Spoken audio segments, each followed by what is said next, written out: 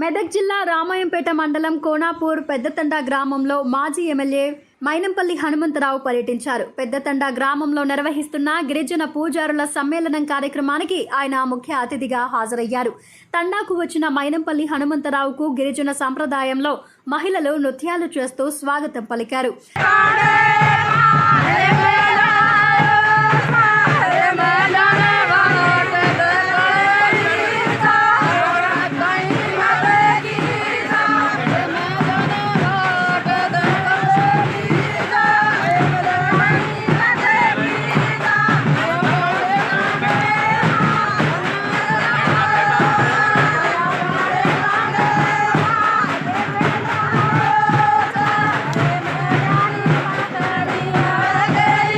అనంతరం స్థానిక జగదాంబ మాత సేవాలాల్ మహారాజ్ దేవాలయంలో ప్రత్యేక పూజలు నిర్వహించారు. భోగ్ బండార్ కార్యక్రమాన్ని నిర్వహించారు. అనంతరం ఏర్పాటు చేసిన కార్యక్రమంలో మైనంపల్లి హనుమంతరావు స్థానిక గురువులను ఘనంగా సన్మానించారు.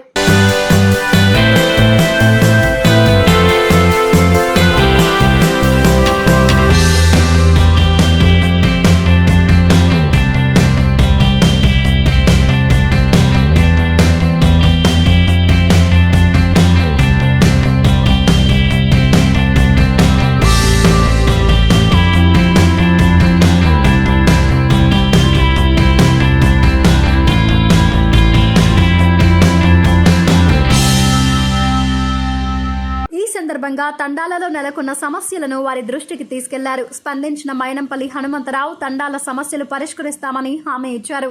ధూపదీప నైవేద్యానికి ఈ పూజారులకు జీవన వృత్తిని కల్పిస్తూ మరి ఆ శివలాల్ జయంతి ఉత్సవాన్ని ఫిబ్రవరి 15 నాడు ప్రభుత్వ పరంగా అన్ని తాండాల్లో ఘనంగా దానికి అయ్యేటటువంటి ఖర్చులు ఏవైతే ఉన్నాయో అన్ని ప్రభుత్వ పరంగా మంజూరు చేయించాలని సభ్యులుగా మనం చేస్తున్నాం సార్. ధూప దీప నైవేద్యాల కోసం ప్రభుత్వం నుండి గిరిజన దేవాలయాలకు నిధులు అందే విధంగా చర్యలు తీసుకుంటామని హామీ ఇచ్చారు. ఈ కార్యక్రమంలో టీపీసీసీ నాయకులు సుప్రభాతరావు, రామచంద్ర గౌడ్, రమేష్ రెడ్డి తదితరులు పాల్గొన్నారు.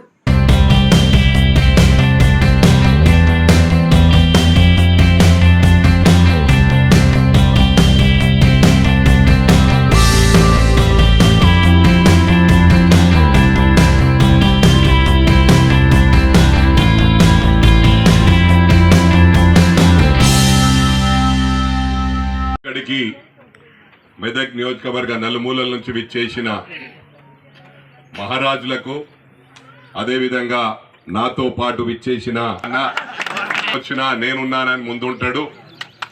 వారెప్పుడు 4 కాలాల పాటు ఇదే విధంగా ఉండాలా, బాగుండాలని చెప్పి కోరుతూ మరి నా తాండా కుటుంబ సభ్యులకు, నా కుటుంబ సభ్యులకు ప్రతి ఒక్కరికి కూడా పేరు పేరున నా హృదయపూర్వక నమస్కారాలు తెలియజేస్తా ఉన్నా. ముఖ్యంగా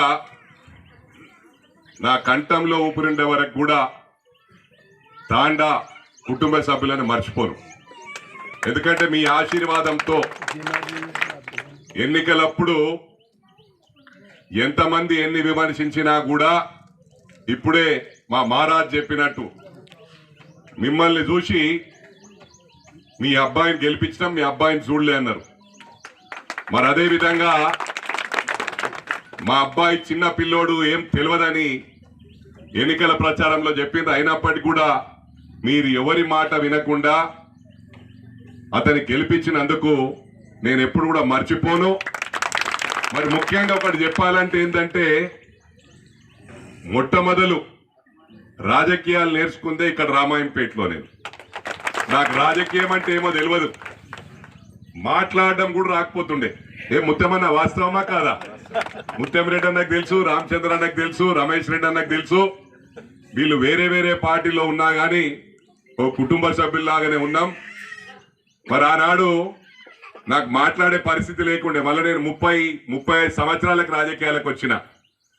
నా కొడుకు 25 సంవత్సరాలకు వచ్చిండు. నాకన్నా 100 రెట్లు చాలా బ్రహ్మాండంగా మాట్లాడగలుగుతాడని చెప్పి కూడా ఈ సందర్భంగా మనవి చేస్తా ఉన్నా. మరి చదువులో కూడా తక్కువనే. నేను ఎప్పుడు స్కూల్లో అల్లరి చేస్తే తీసుకపోయి వెనక బెంచ్ లో కూర్చోబెడుతుండే. నా కడుకు చదువులో కూడా నంబర్ 1. ఇప్పుడు 26 సంవత్సరాలు 100కి 100 పాలు మీరు ఊహించిన దానికన్నా బ్రహ్మాండంగా పోతాడు. ఇప్పుడు తక్కువ ఈ ఏడాది పాటు ఎక్కువ అందుబాటులో ఉండొద్దని నేనే చెప్పిన. ఎందుకంటే ఇక్కడ గ్రూపులు ఉంటాయి. మా కొడుకు వచ్చి ఊకే సుప్రభాతాన్ని ఎంబడేసుకుంటే, అరే రోహిత్ అన్న మేమందరం పని చేసినాం, మేమంతా ఓట్లు వేసినాం, సుప్రభాతాన్ని వేసుకుంటుండు లేదా రామచంద్రాన్ని వేసుకుంటుండని. నేను మొత్తం ఇక్కడ గ్రూపులు లేకుండా అందరు ఒక తాటి మీదకి వచ్చినాక బయటకు వెళ్ళిందంటే ఆ బండి ఆగదు, ఆ బండిని తట్టుకోరవని చెప్పి కూడా ఈ సందర్భంగా తెలియజేస్తా ఉన్నా.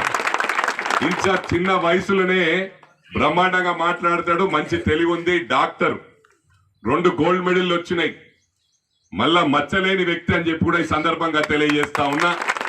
సెప్టెంబర్ నెల లోపల మాక్సిమం నేను మాటలలో కాదు, ఫిబ్రవరి లోపల చేపిస్తా. మీకు బోర్ కూడా ఈ వర్షం తక్కువైనాక, ఈ వర్షాలు కొంత తక్కువైనాక ఈ సెప్టెంబర్ అక్టోబర్ దసరా లోపల మీకు బోర్ కూడా ఇప్పిస్తా. ప్రభుత్వ డబ్బులు కావు, రోడ్డు మాత్రం ప్రభుత్వ డబ్బులు, బోర్ మాత్రం నా సొంతంగా ఇప్పిస్తా. మోటార్ మళ్ళా ప్రభుత్వం తరంకెళ్ళి ఇప్పిస్తా. ఇంకేమన్నా ఉన్నాయా? ఇంకా మహిళలు ఏమన్నాయా? మా కోరికలు సేవాలాల్ భక్తురాళ్ళకు మీరంతా మా కుటుంబ సభ్యులే. వర్షం పడితే షెడ్ లేదు కాబట్టి దీనికి కూడా ప్రభుత్వం పరంగానే దాంట్లో పెట్టిన ఇమీడియట్ గా అది కూడా ఈ మీకు ఫిబ్రవరి లోపల అది కూడా చేపించేస్తాం. మొత్తం ఈ 3 పనులు అయిపోయినట్టే. ఇంకేమైనా ఉన్నాయా కోరికలు? ధూప దీప నైవేద్యం అయిపోయినట్టే, ఈ రోడ్ అయిపోయినట్టే, బోర్ అయిపోయినట్టే, ఆడ షెడ్ అయిపోయినట్టే. 4 కోరికలు. జగదాంబ మాతాకి జై, జగదాంబ మాత జై, సేవాలాల్.